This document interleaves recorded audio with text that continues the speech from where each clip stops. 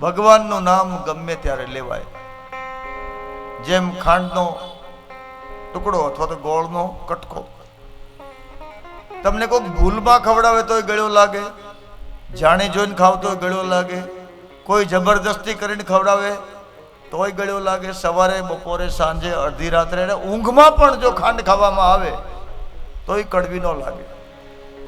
એ ખાંડનો સ્વભાવ મીઠાશ છે. એમ આ ભગવાન મહાદેવના મંત્રનો સ્વભાવ છે તમારું મારું જપનારનું કલ્યાણ કરે છે.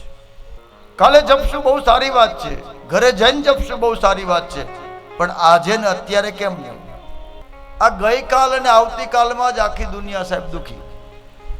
ગઈકાલે મારે બહુ સારું હતું ને મને આમ હતું ને તેમ હતું. હવે એ ગયું, એને છોડ. Yesterday is gone. એની માથાકૂટ હું લેવા કરશે? આજે હારું કર લે, કાલ હારી થશે નહીં. એ લોકોએ મને સાથ ન આપ્યો. સાહેબ આ સંસારમાં કોઈ કોઈનું નથી.